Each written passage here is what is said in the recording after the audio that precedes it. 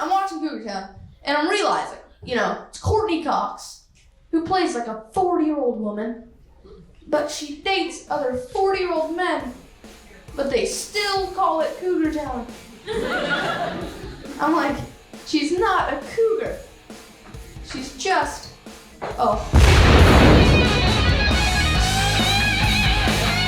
Almost Alpha. Taylor Williamson, Joey Bragg. Welcome to episode 3 of Almost Alpha.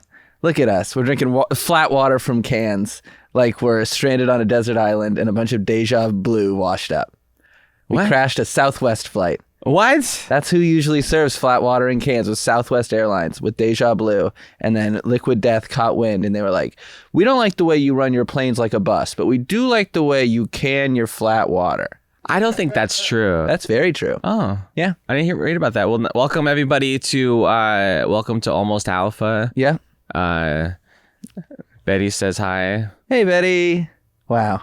How you doing, man? How was your week? Do you ever sing to your cats? Yeah, all the time. I talk to my cats. I have full conversations with my cats. They respond. Do they? Yeah. Do you do voices for them? Not even really. I mean, a little bit. Like, I'll be like, oh, you fluffy little princess. But for the most part, I'm just whenever I leave the house, I'm like, okay, guys, protect the house. Protect my roommate. Like, I have they're human beings. Yeah. But what do you sing? Do you have like a hit song that you sing to them every time? No, not really. Usually Billy Joel. Do you sing Billy Joel to them? She's look at her like sitting licking her butthole, and she's always a woman to me. They're little ladies. But I'm saying, like, do you ever write them a song? No. Are you trying to segue into your song that you wrote? No, I'm just saying you can just start singing. We don't have a song, but I'm just saying, like, we like freestyle songs. Yeah. What would you freestyle to Betty right now, standing on your lap? This is freestyle, so like, it's not. You want a beat? It's not a rap. Oh, it's not rap freestyle. It's more like we don't rap. That's not our style. Okay, well then it's very offensive. So I'd love to see your style. You're talking a lot about your style. I'm not. Baby Betty, you're so sweet. You got a nice sweater and nice feet. It's pathetic, dude. That was adorable and pathetic. That's a banger. Yeah. You want to try one? Nope. Write her song. Fine. It's a banger. Carlos. All right. She's ready? a child. Hey, baby Betty, you look like Dobby. Hey, baby Betty, I left you in the lobby because I thought you were an Amazon package.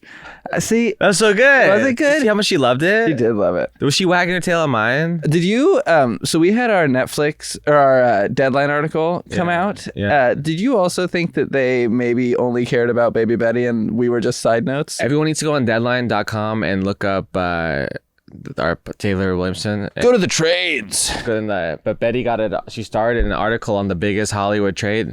Yeah. She got an agent at CAA. As she deserves. Yeah. She got higher billing than you did. Yeah, which is crazy. Can we pull it up actually, just to show everybody? The Deadline article? Yeah, I think it's worth sharing. Betty got it's fine. Look at this. This is great. Look at this. What a good start. Comedians Taylor Williamson, Joey Bragg, and Betty Chihuahua set comedy podcast Almost Alpha.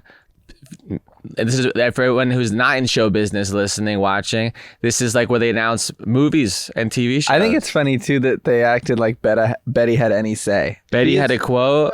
She was walked into this podcast and we said, "You're going to be on a podcast now." Yeah, she's not in the contract. That's a good point. But if you scroll down, I just want to acknowledge, if you scroll down a little bit, you can see that they get to Taylor Williamson's this person, Betty is this person, and then Joey Bragg's at the bottom. Yeah, Betty is a rescue chihuahua, and then Bragg has been a comedian for most of his life. I don't even warrant a first name.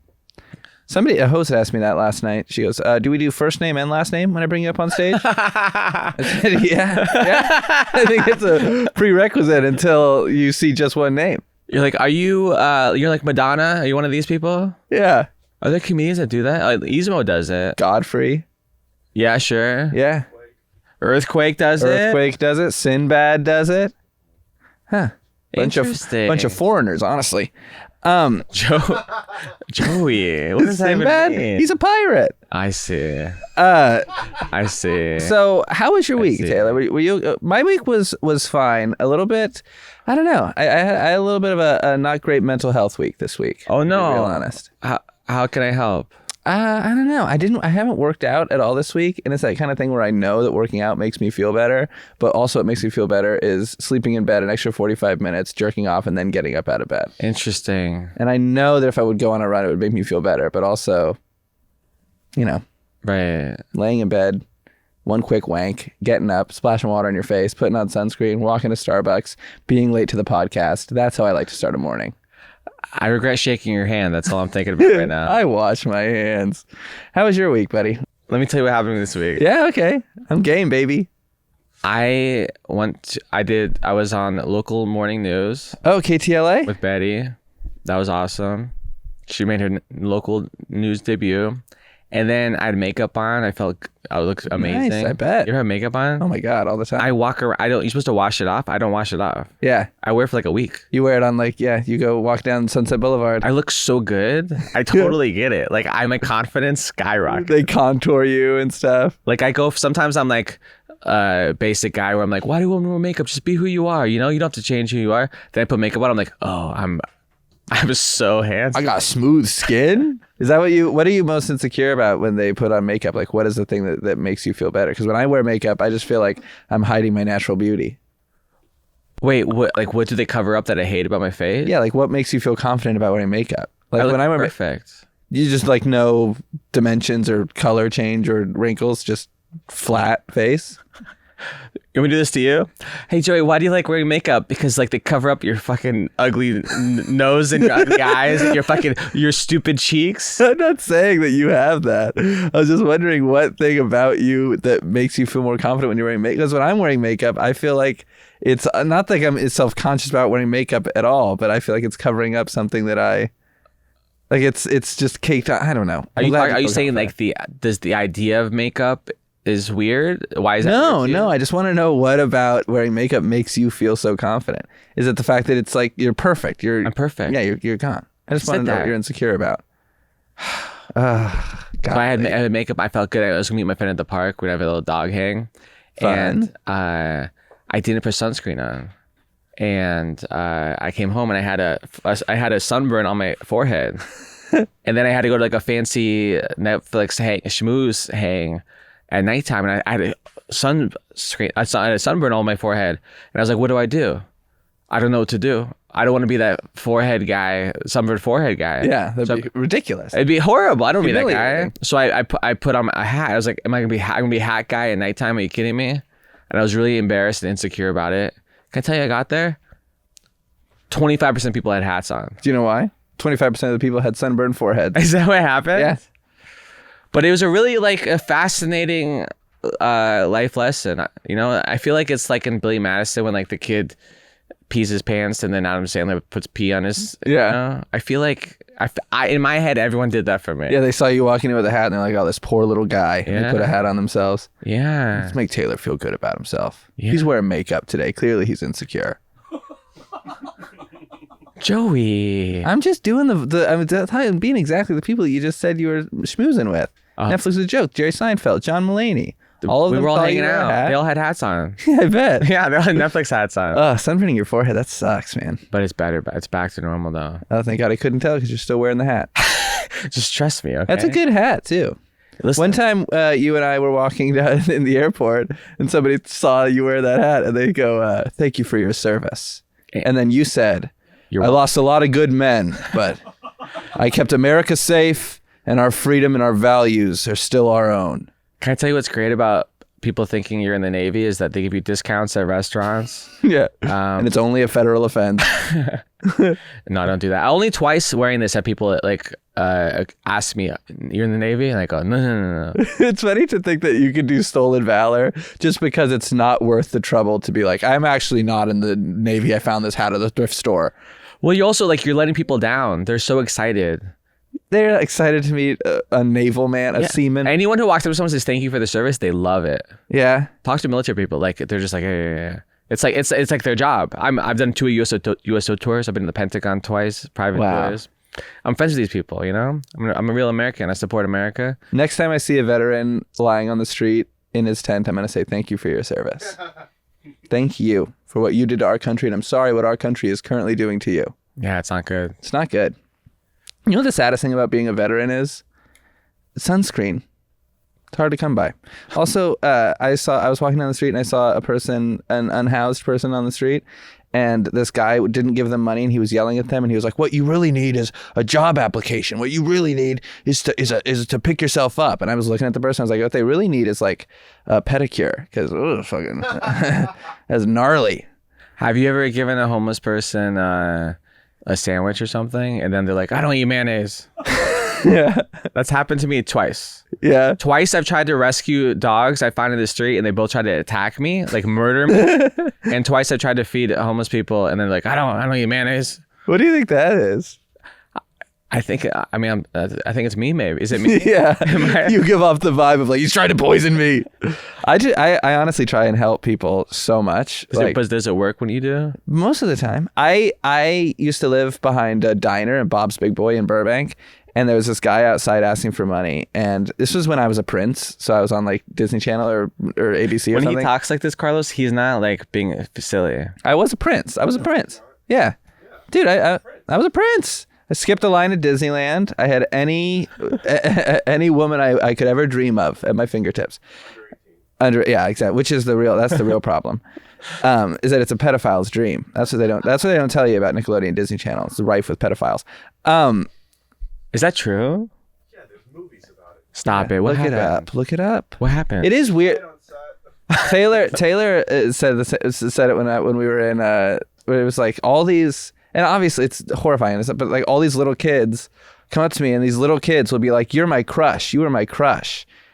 What do you say to that? What do you say when a little kid walks up to you and they're like, "You are my crush"? Oh, you think I'm hot? But wait till you hear about my opinion on you. What do you say to that? Oh, thanks. Gross. Grow up. Yeah, what do you do? Your crush should be an appropriate. You should crush on another child. There are hundreds of hot kids out there for you to crush on. It's more appropriate for you to crush on another hot kid than for you as a hot kid to crush on me. Slippery slope. Yeah. I get someone comes up to me and they go, "Oh my God, I loved you when I was in 6th grade." And they're like 45. And I'm like, what has happened? What does that mean? Like, am I 150 years old? Yeah. I also love that I used to have a crush on you. What happened? What's changed? Yeah. You developed a better opinion? More... You are different than you were when you were 17. You think so? Mm-hmm. Yeah, I think so too. I think I'm different than I was a year ago. I think I'm constantly growing. Is that true? I do think so. Speaking of when we were 17, both of our high school reunions are this year. My 10-year, your 50-year? Careful, pal. So I didn't go to my 10-year reunion. This is like major trauma for me. I hated high school. I know you loved it. I hated it. I barely did it at all. I hated it. People say, "Why do you become a comedian?" Like Seinfeld's like the only person who argues, "I'm just funny. I like being funny. You don't have to come from trauma. Yeah. You don't have to have messed up parents. You don't have to have diversity. You don't have to have oppression or poverty, whatever. You don't have to be bullied. You can just be why did Asian people still use chopsticks? Like, of course that guy wasn't traumatized. I don't think has he ever said that? Yeah. He's like, they're not digging graves with pole cues. It's like, okay. Also, Jerry Seinfeld has become the most unlikable older comedian. I think Seinfeld's great. Mr. Seinfeld, if you're watching this, I think you're amazing. I'm a big fan too. Big fan. I just think that you need to hire a PR person to come. But he's like smug. It's like his thing. So I hated high school, and it was not a good time for me. Is my dream by my high school reunion, the first one, was to be way too cool to go to my high school reunion, but to also not care what people thought about me anymore from high school. That was my dream for my 10-year reunion. Did you achieve either of those? I got I think I got 70% into being too cool, and I think I got 50% to not caring people think about me. But then I couldn't go because I got a job. Cool. So, but you got to be the coolest guy from your graduating class. You got to be. I looked up. It's not true, buddy. Really? I went to Shaun White went to my high school. Oh yeah. Yeah, like I went to one of those schools where like there's a girl who's like a congresswoman. Like that's cool. I went to school in San Diego. Like everyone is like, you could like look up Torrey Pines High School and see like all the notable alumni on Wikipedia. Did you go to high school with anybody that won America's Got Talent? Just wondering. There's a famous golfer. Like, it's like, Really? Yeah. But like, so now my reunion is this weekend for the 20 year because I'm 900 years old. And you're now. gonna be in San Diego. And I'm working in San Diego, but You gotta go, dude. But I can't because I have a job. And like, No, you can stop by. I can stop by for 10 minutes. But like, Yeah, and then you do the cool thing where you stop by for 10 minutes and you're like, "Oh, sorry guys, I'm at the old comedy club tonight." Joey, they asked me to perform. Like, It's a nightmare. But truly, like we use the word nightmare with hyperbole. I bet I've had that nightmare before. I bet you one time in my life I've had the nightmare of me performing on stage to everyone who was mean to me in high school, and they're staring at me like, meh. Ugh. So then I said, and then I wrote back politely, I can't make it, but thank you. Then they're like, can you send us a video? And I typed out, listen, whore, I'm not participating in this. But I deleted it. But can I tell you, my friend had the funniest idea for what I should do. They said I should send an actor in my place to read and like act like I'm doing a bit and like read a letter I wrote, and they'd play along because like, oh, Taylor's a comedian, it's funny. Yeah. And just do a scathing like roast. Not even everybody. funny roast. Yeah. You were the reason your parents divorced to some kid. But can you imagine? I could have gotten away with that. Some 38-year-old man, like 20-year-old beef you're going to try and squash. I could have hired you. I could have hired like a child star to like go do that. Like I could have hired somebody who's like, they recognize. Yeah. To like do me a I favor. don't think your graduating class would know who I was. Yeah, I mean, their kids would. Their kids would. Yeah. Their kids. Look at this. This is my high school. Oh my gosh. John Lynch went to my high school from the Tampa Bay Buccaneers. 49ers GM now. Oh, whoa. Oh, is he? Oh, San Diego. Wait, is it Tony Hawk or is that just a person that... Tony Hawk went to my high school. What? Anthony Frank Hawk? Frank Hawk? That sounds... That's why he changed it to Tony Hawk. Frank Hawk? What's a frame? But am I on this? Am I even on this thing? Like, there's literally. By the way, there's someone from my high school who has a podcast that they have. Gwen Stefani was just on it. Taylor Williamson is an American stand-up comic. He is known for finishing as the runner-up on the 8th season of America's Got Talent and as a semifinalist on Last Comic Standing. That's great. Anyways, that's best, dude. Fuck Shaun White. Oh, I'm sorry. What does he have? A bunch of medals, millions of dollars, an incredibly gorgeous wife, probably happiness. Well, fuck that. Who needs that? I got a Wikipedia page that someone else wrote that I can't make any edits to. Why, dude? My Wikipedia page just says he is Jewish. Stop it. Yeah, that's literally all. Can we look at this? Wikipedia Can we page. look up Joey Bragg? It says Joey Bragg. He is Jewish. No, they didn't. Yeah, and it's not even really true. It's kind of true. I mean, I'm Jewish. You're Jewish according to the Torah. Joey Bragg was born July 20th, 1996. That's true. In Union City, California. That's true. He went to Minnetonka High School. That is not true. Don't know where the fuck that is. And graduated in 2014. But he is Jewish. Who's that weird guy in that picture, though? That's my princedom. When I'm like, I was a prince, that's what I look like during my That's who they had a crush on. That's Brandon Wardell, obviously. Yeah, dude. That's what Brandon Wardell wishes he was. Why doesn't mine say I'm Jewish? Did mine say I'm Jewish? Mine doesn't even say I'm Jewish. Yeah, let's add it in. He's a Jew. He is also a Jew. He's a Jew. So you're not going to your reunion? My reunion is also this year, my 10-year reunion. I didn't graduate high school because I had a mishap and I stopped going because I was depressed.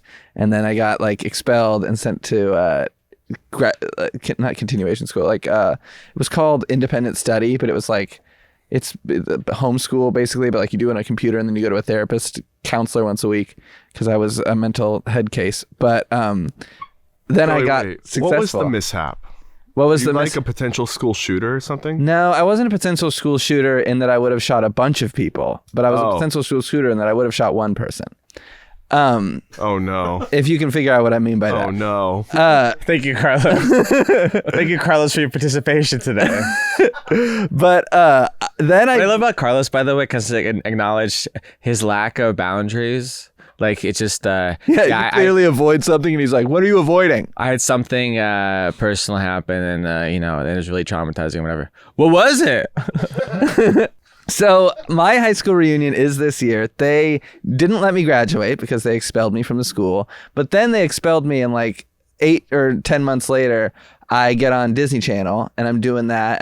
I was doing comedy the whole time, which was so weird because like my principal literally expelled me and then was like, maybe I'll come see a show soon. Like it was so weird because it was still like cool for that, but it was very odd. And they also talked to me like I was a head case, like not like you did wrong. Like I stopped going to school and then they gave me a second chance and I didn't take it and I was just really depressed, so I just stayed home and like skipped school.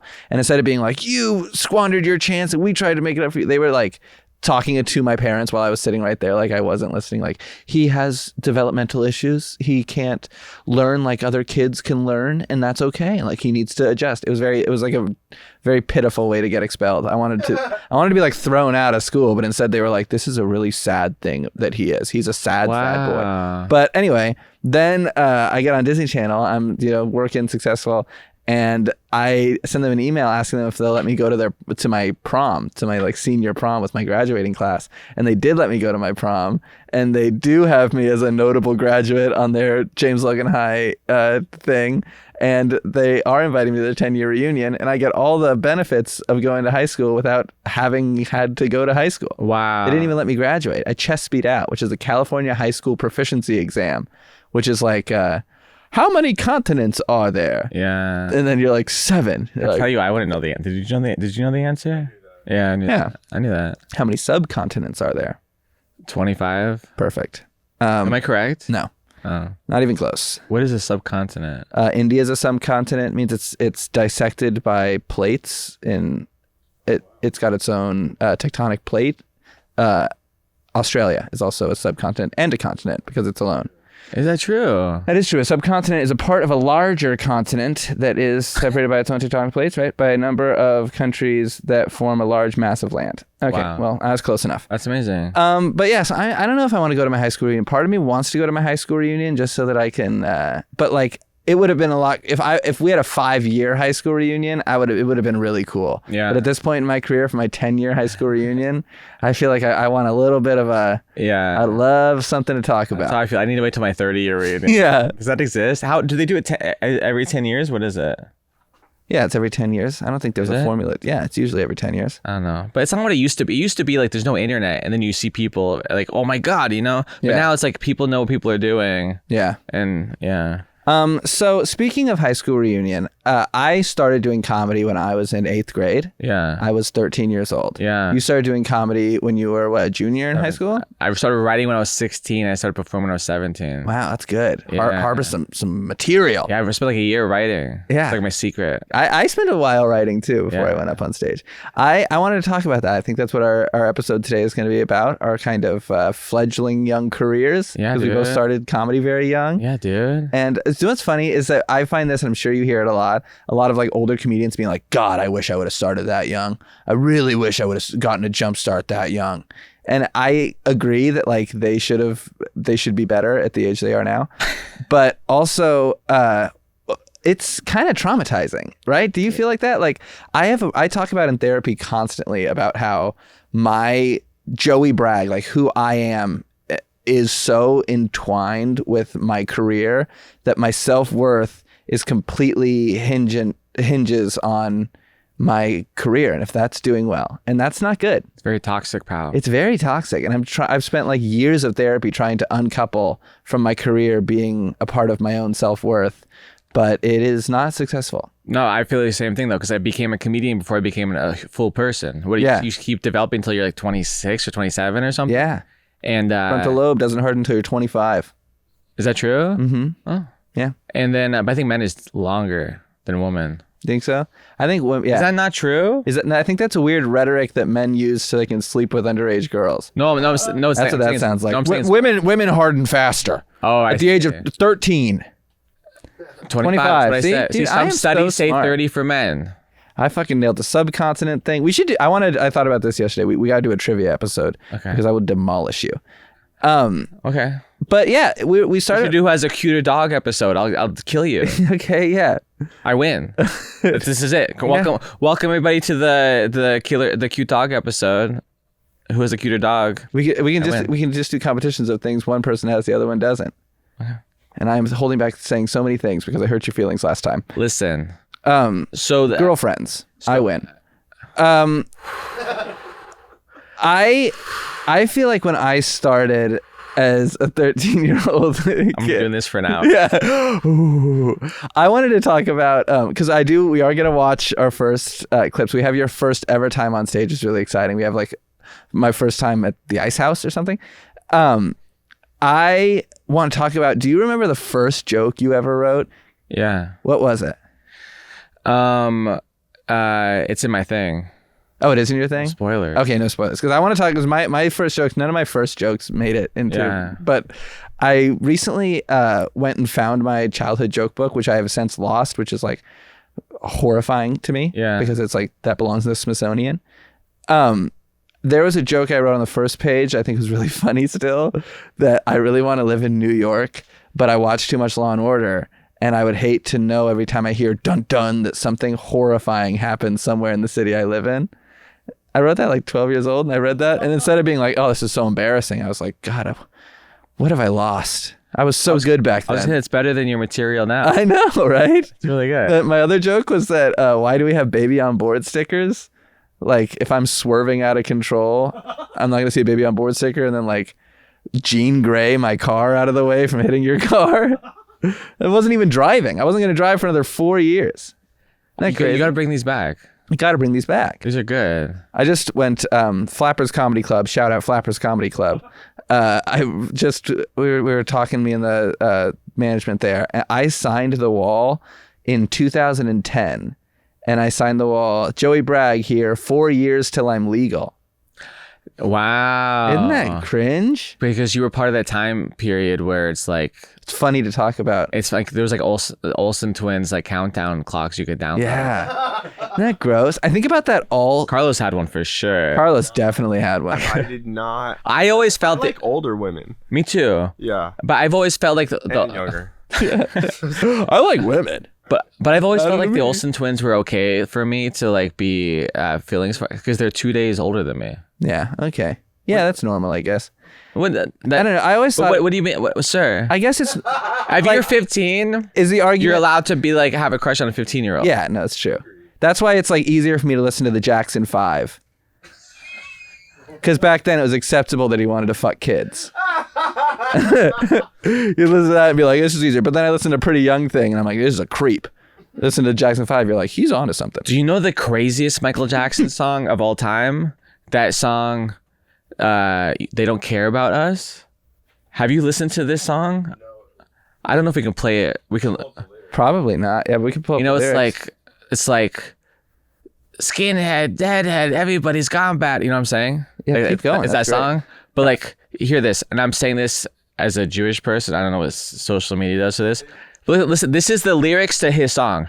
Beat me, hate me, you can never break me. Will me, thrill me, you can never kill me. Jew me, sue me, everybody do me. Kick me, Jewish racial slur me. You don't black or white me. Oh. This is That's the most weird thing for a psychotic, Jehovah's Witness to say. This is the most psychotically anti-Semitic thing. People are posting like TikToks like dancing to it still. By the way, which is insane. It's insane for 5,000 different reasons. Jew me. What do you think was worse, that Michael Jackson said Jew me and the K slur in a song, or a bunch of kids? So this was I believe after his trials. This was like, really? He's mad at like lawyers. He's mad at them. He's like, Jew me. That's so weird. But like, look up the year of this song. Like yeah, it's like a diss track. It's the Michael Jackson diss track. This is a diss track to the Jewish lawyers and everything. Yeah. People, I saw this posted recently on TikTok. That's crazy. Someone just dancing in the gym to this. That's wild. Jew me, sue me. Wow. Say what you will about Michael Jackson. I don't know if he was all there. Yeah. I don't think. Not the kind of person I'd want to be stuck in a room with, especially as a little kid. Yeah, he wouldn't want to be stuck in a room with you either. No, you're like 30 years too old, I think. I know. Gosh. But listen. So, let's go through our stand-up clips. Let's do it. Let's go through our stand-up clips. I want to. Was it you and I that were in the car? And I think I wrote it down. I want to do. Because we both started very young. I want to do like a seminar, like a TED Talk for other kids. Because every once in a while, there's like a new kid in San Francisco, and I should know his name. and he's coming up, and everybody like talks to me about him because I started very young in San Francisco. Also, there's every once in a while there's like maybe like 3 or 4 kids doing comedy at a time. I think we should do a seminar. I think we should. You and teenage comedians. Yeah, but not like here's how you do comedy, but like this is what you're signing up for. Like it's a long road. There were so many like you were talking about when we were 16, and I was like 4 years till I'm legal, and that was like the time when those pedophilia jokes were like more normalized. Of course. I think about so many stories of me at like hanging out with the comics at the Hollywood Improv, and they would say creepy, cringy things, and I would just be like, "Oh, this is so fun. This is so cool." And I think about it now, and I'm like, maybe I should have known about Chris D'Elia because of the stuff he was like. You know what I mean? It happened a lot. Like it was everybody's favorite joke to follow me and be like, "I'm gonna take his virginity." Yeah. And I was like, "Ha ha ha ha!" But I was like a 15-year-old kid. That's weird. Who are the comics? Who are the comics? If you want to name them. I was gonna name them honestly, and then I thought Taylor would be uncomfortable. Let's watch some comedy. Let's watch Taylor Williamson's first time on stage at the La Jolla Comedy So I took Store. a comedy workshop. The LaCroix Comedy Store. La Jolla. It's bubbly, sparkly, and tastes like piss. So LaCroix's never gonna sponsor us. so what this is they Joey, what it is they there's a comedy class, so you take a bunch of classes, and then they have an audience that comes and see a graduation showcase and people invite their friends. I didn't invite anyone. I didn't tell anyone I was doing it. I used my work money to pay for it. And anyway, so like she introduced me as a 17-year-old comedian, and it was funny in the intro. She basically says like, one of these people is gonna be a star. I don't know who it is. You'll see. I had to go first, but like this is my first time. This is fun. Huh? And you turned out to be the star. This is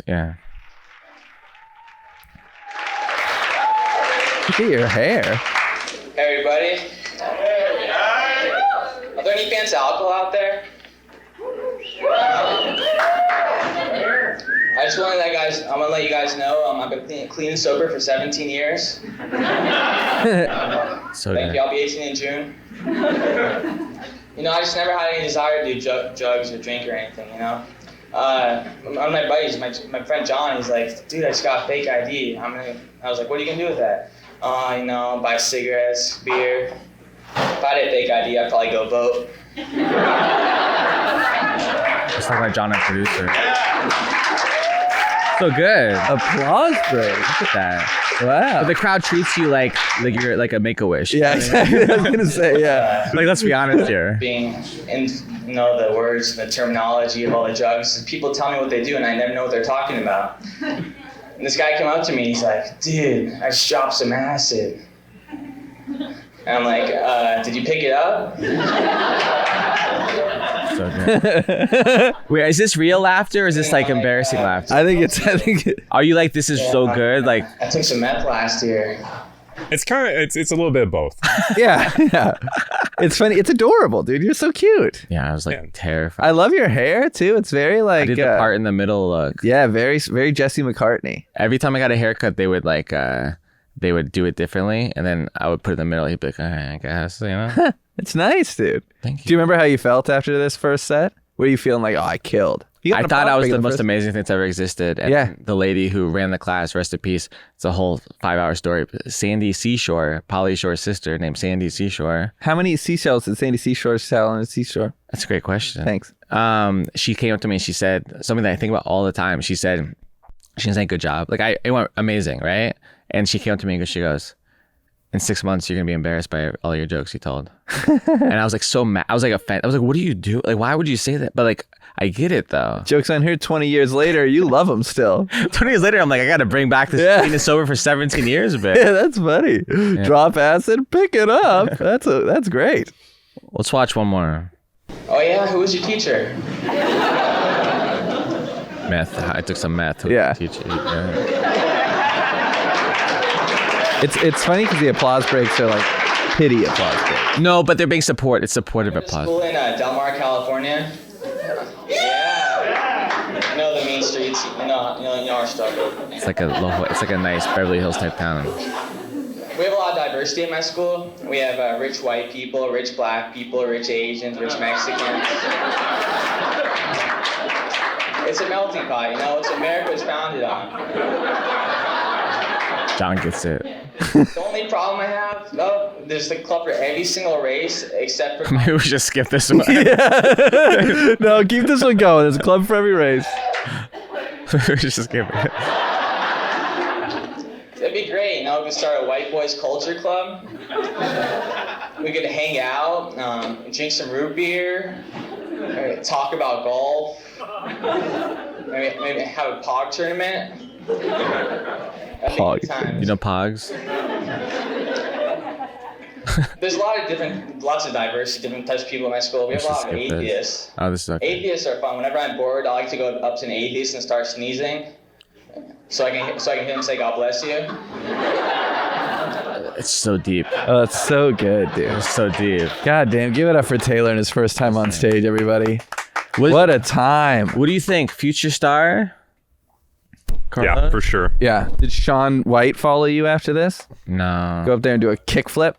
That's fucking rad, dude. Look at you. You guys, your first time ever on stage. You know how special that is? Yeah. That's huge. Nobody has a recording of their first time on stage. Jim Gaffigan does. Yeah.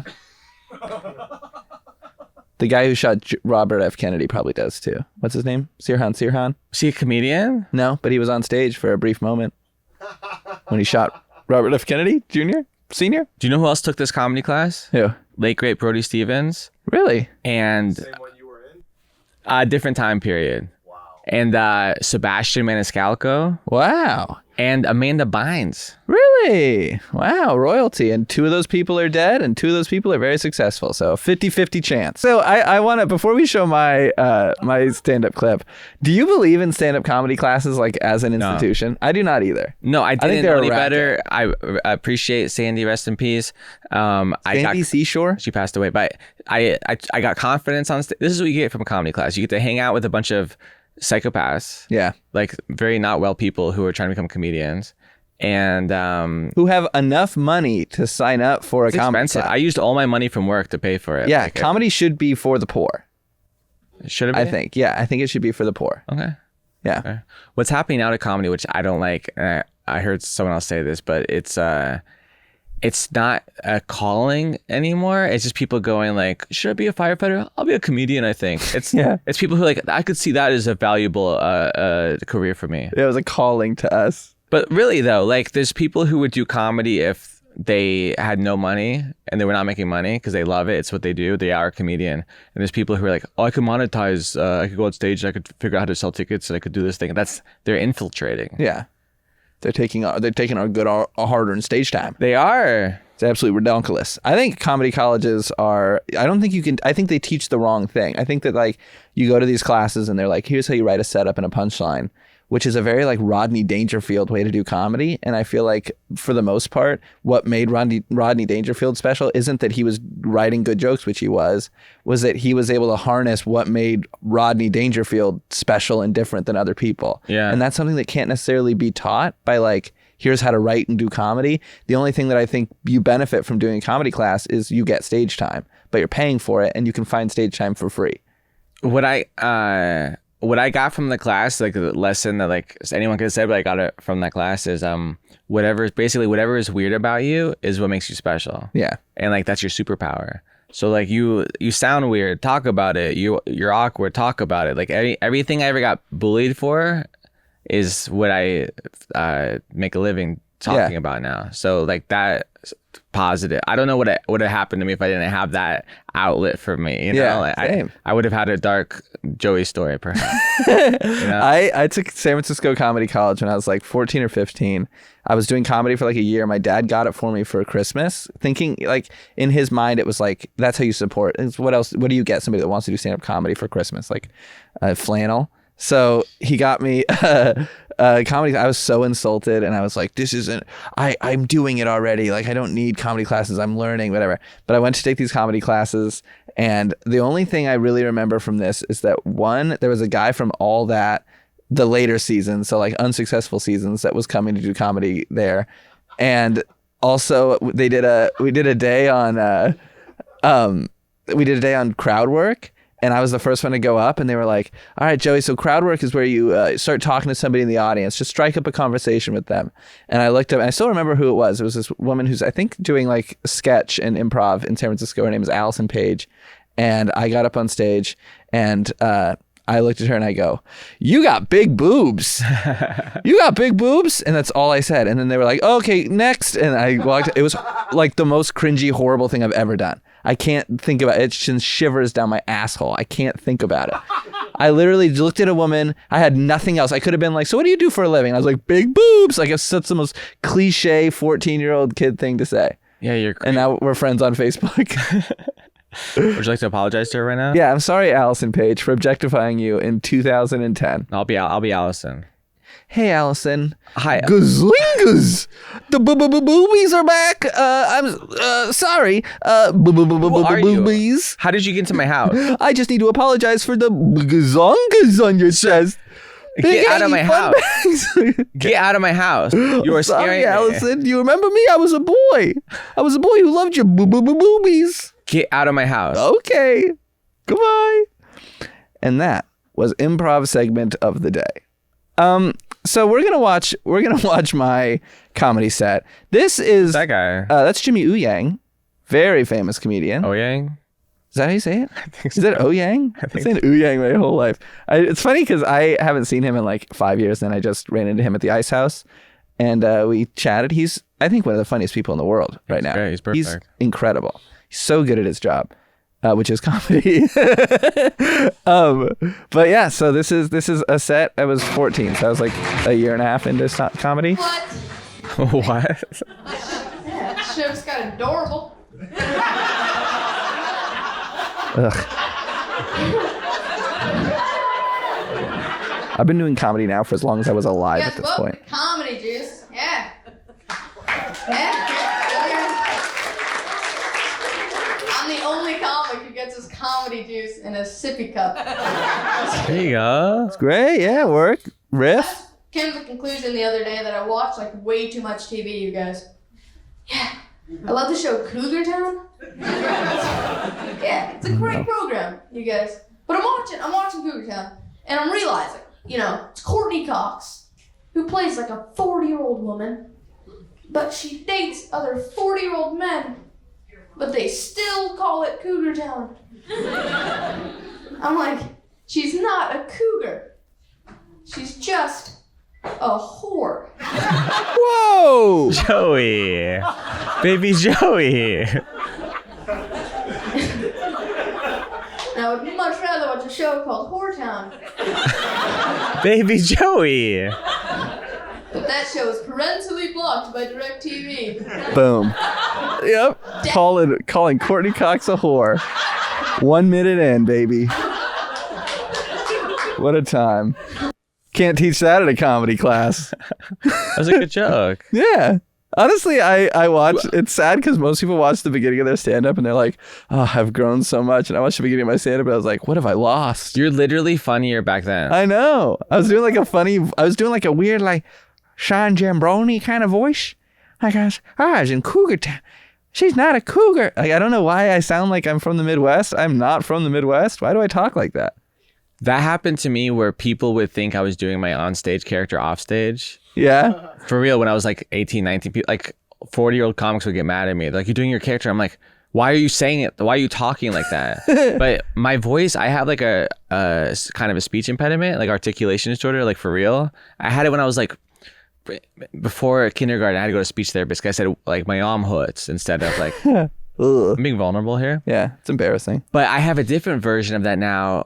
I think from doing comedy where I talk my normal because I didn't develop as a person first. Yeah. I talk like I'm always doing a bit. Yeah. People think I'm making fun of them when I'm being sincere. People think I'm doing a joke when I'm talking. Like, Ugh. but I speak in a cadence of.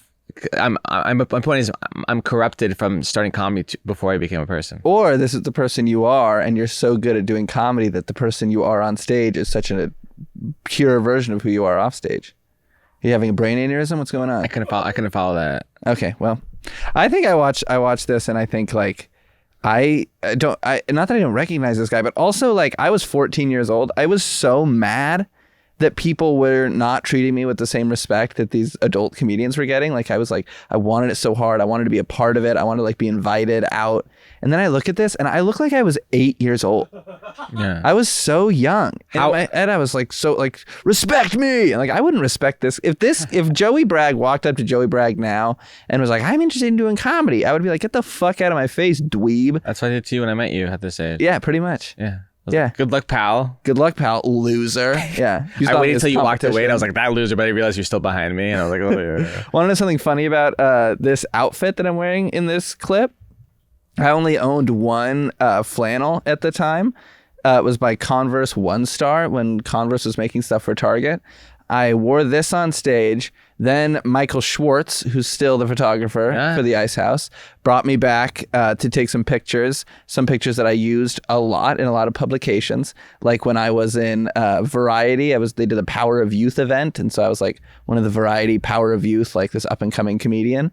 And I wore this shirt in the pictures. And then because it was the only flannel I had, I wore it also, that flannel, to the Power of Youth event where they had these big blown up pictures of me that Michael Schwartz had taken. And I'm wearing not only the exact same flannel, but the exact same flannel and shirt underneath. And this is the same outfit? And this is the same flannel. I planned this. This is the same as that? It's the exact same, and it still fits so well. That's wild. Because that's the amount of broad my shoulders were when I was a 13-year-old little lesbian. Yeah. The same amount of broad I am now. Wow. Yeah, isn't that crazy? It's kind of depressing. Wow. I know. And I still own it. I wore this sweater on the Adam Carolla podcast. Like 2 years ago? Like 3 months ago. Yeah. Okay, that's cool. Not as cool. Pretty cool. I think we've about exhausted our old stand. You're so mad at me. I think we've exhausted our old stand-up stuff. Let's talk about, let's close our show, baby. How alpha were we this week? You know what happened to me was very alpha? Yeah. I was alpha this week. Were you really alpha this week? Hell yeah, baby. I was really alpha. I was driving in Oklahoma and I got pulled over in my rental car. My minivan, my white minivan rental car. Nice. Because that's what they had, baby. Yeah. That's an alpha move. A real alpha doesn't give a fuck. Can I tell you? Do you? What do you think I said? Do you think you're the police rental car? You're the rental car person. Hi, I'd like to rent a car. Okay, great. Yeah, we have a great big selection. The cheapest right now is a white minivan. Great. Yeah. It runs on 1 cylinder. Great. 2 horsepower. Great. Full of puke stains. Great. They only had minivans. So I'm driving to Oklahoma in my minivan and I got pulled over. And then the cop, he looks at me. But you know what he sees? This hat. Does he really? Mm-hmm. He sees that. You got off with stolen valor. This guy sees the hat. I call him officer. I call him sir, I think. And then he let me know that like I made a weird. It was the highways were confusing to me. Yeah, and you're like, I'm sorry, I'm used to piloting a boat. I'm used to these big battleships, sir. It's been a while since I'm not on the water. I know submarines, bro. I don't know above land. I don't know.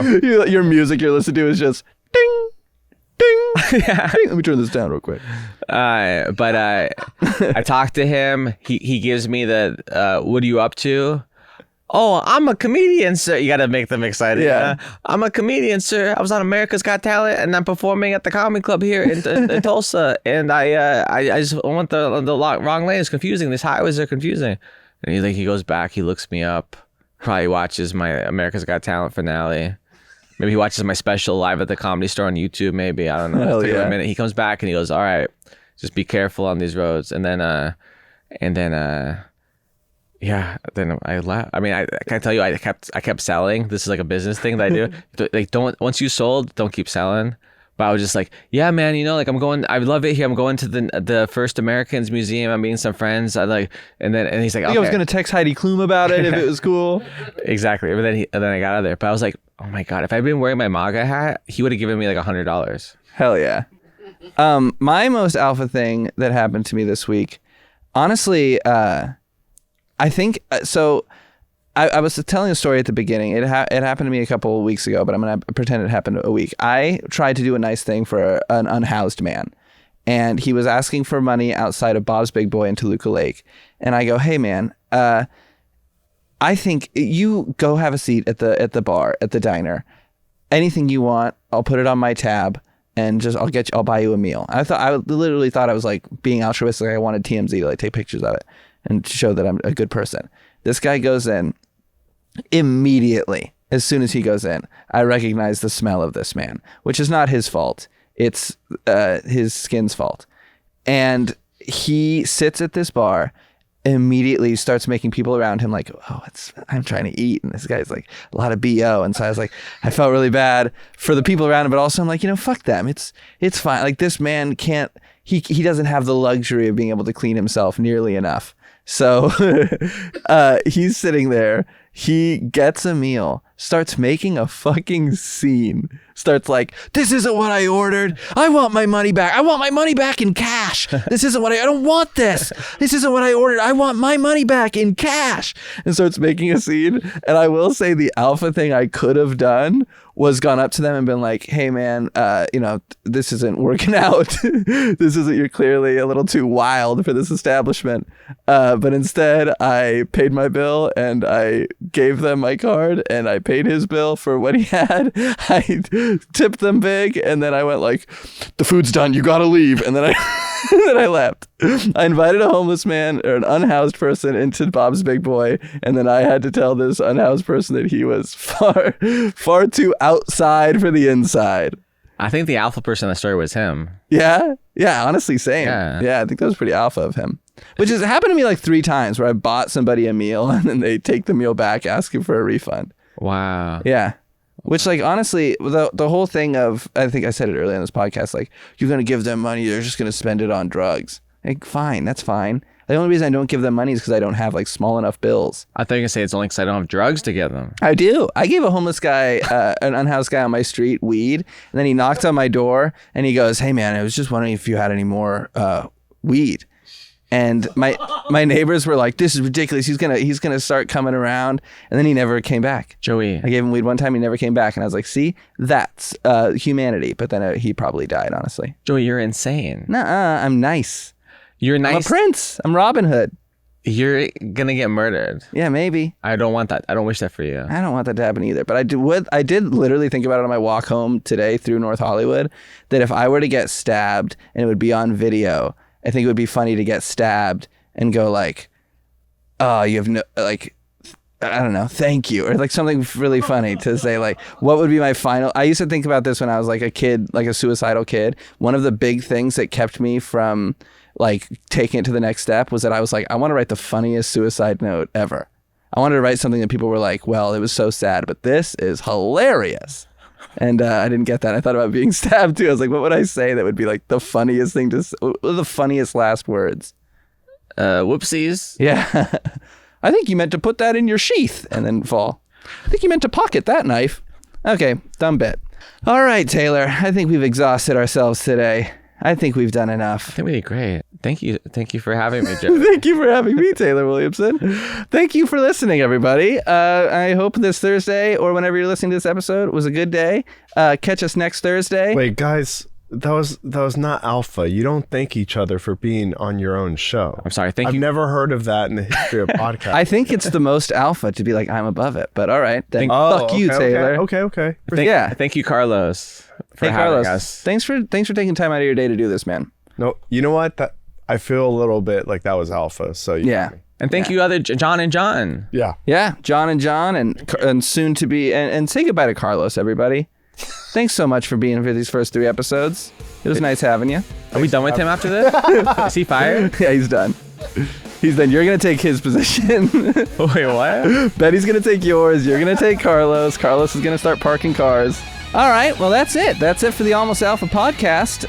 Thanks for listening, everybody. I hope you had a good Thursday. If you're listening on any other day, I hope it's also good. Catch us next Thursday anywhere you can find your podcast and on the 7 Eckies YouTube channel. Don't forget to like and subscribe, all that good stuff. Set the notifications to notify, and we'll see you next time with even better stuff.